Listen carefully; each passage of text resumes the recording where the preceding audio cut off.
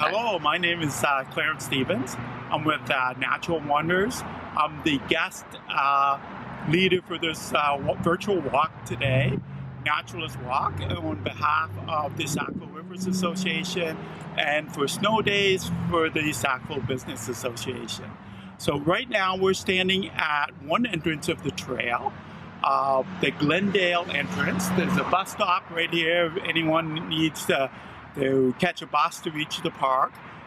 It's probably the easiest access point for bus riders.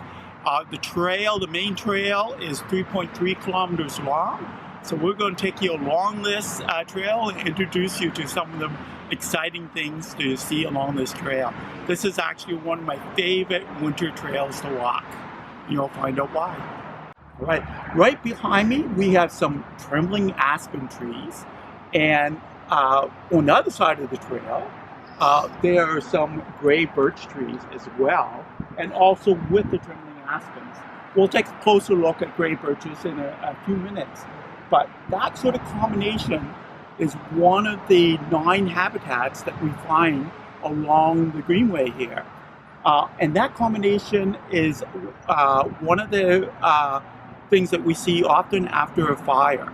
So this kind of tells us a story that there must have been a small fire here sometime in the past to get that type of habitat springing up.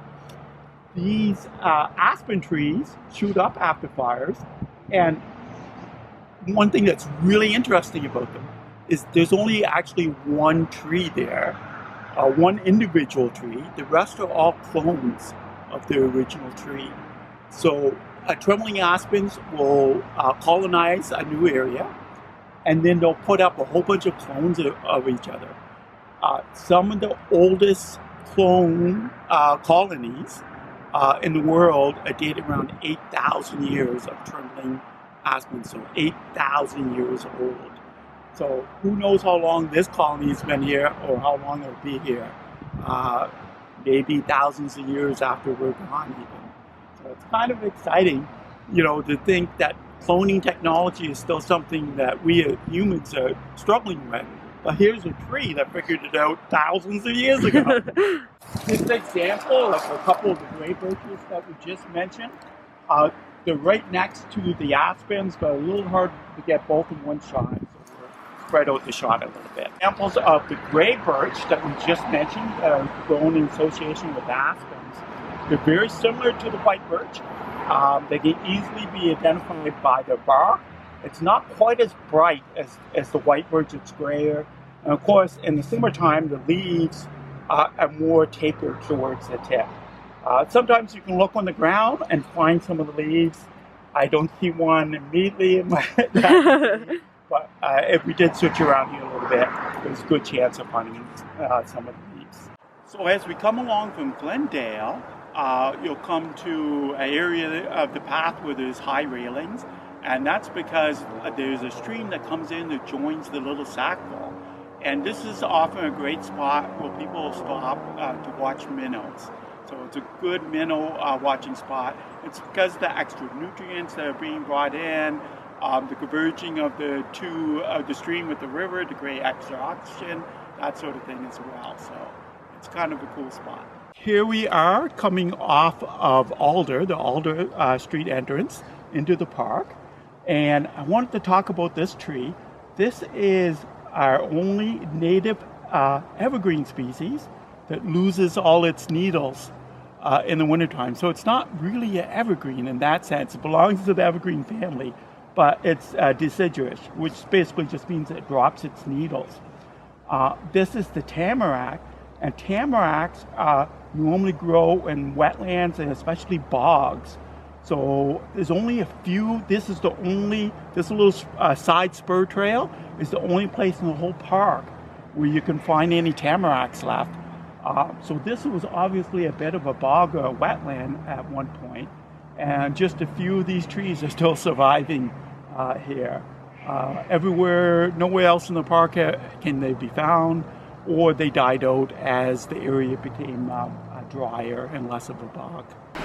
So when we started off this virtual walk, you could hear a fair bit of traffic at the beginning of the trail entrances, but one of the nice things about walking this trail you don't have to get in very far until the traffic noise is disguised by running, bubbling water. We have a little riffle here, which is great. One of the spots that you often see people just standing, just listening to the water, relaxing, letting that stress go away. So another great thing about this trail. So one of the things you'll notice along this trail, there's a lot of tree species. There's over 40 species of trees found here in the park, and 38 of those can easily be seen just walking along the trail. I'm going to point out a couple here. We have hemlocks growing here in the park. There are only native species with short, flat leaves. And fir, balsam fir, is our only native species with long, flat needles. Growing next to these, we have a red spruce, over here. A red spruce over here. And one of the things you can do as you go along, you can feel the different needles. The hemlocks and the firs are very soft feeling. If you kind of squeeze the spruces right away, you'll notice they have a prickly feel to them. So it's kind of, a kind of fun thing you can do. They all have a bit of a distinct smell as well. The firs smell a lot like a Christmas tree, because a lot of our Christmas trees are fir. The white spruces have kind of a skunky smell. The red spruces have kind of an orange peeling smell. So, something fun to do as you go along. Touch the different trees, touch the different needles, and give them a sniff, see what else you might discover. So the evergreen trees aren't the only species that can be identified in the wintertime. A lot of our native species, in fact, all of them can be identified during the winter months. A lot of them, we look at the buds to identify them. Does every species of tree have unique buds? But some, like the yellow birch, which has yellowish birch-like bark that peels really easily, can be identified very quickly because of that quality. Also, some of our deciduous trees, like the red oak, will hold their leaves on into the winter. And we have a nice example of that just above me here, just behind. Another species you'll see holding its leaves into the winter months are the American beech trees.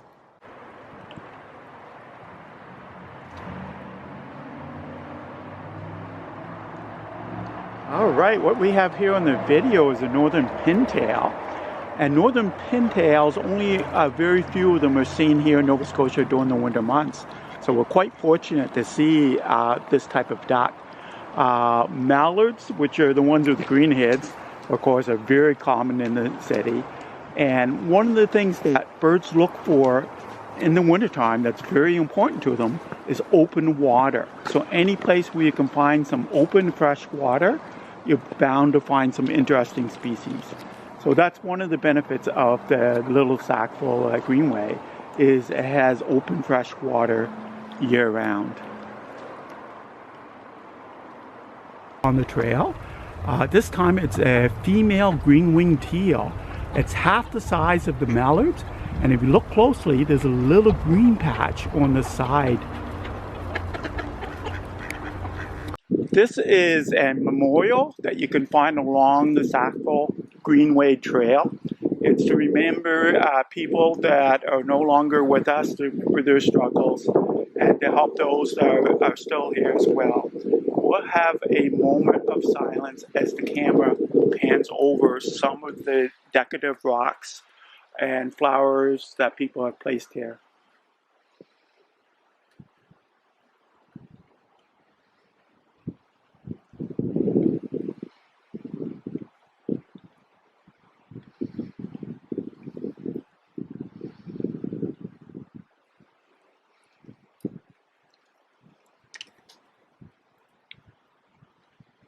All right, here we are behind the Lions Club, and we have some very obvious white birches right here. Behind us, there's maple trees, there's oak trees, and this is what we call, this is one of the 9 habitats found here along the trail. And this is what we call a mob forest. So mob stands for maple, oak, and birch. And it's a colonizing forest. So this forest is relatively short-lived. another, say 25, 50 years, this forest will be replaced by a mid-climax or climax forest. And already we can see some of the climax species starting to move in. You can see hemlock trees, you can see yellow birch. So this is probably going to end up with being a hemlock, yellow birch climax forest. So one of the neat things about identifying habitats, you can every one of them tells a story. You can kind of tell what was here before that forest started, and you can tell what's going to happen after this particular forest is gone. Other native species will hold its leaves throughout the winter. The old leaves, I should say, stay on the tree until the new ones literally push them out as they start to grow in the springtime. Just below this beech tree, we see a whole bunch of teaberry leaves growing. Teaberries, they're named that because a lot of people make tea out of them, and they have a really minty taste to them. And so both the leaves and the berries are used for tea. And sometimes people just pick a leaf and just chew on it. And if you can find one of the red berries, they're super delicious.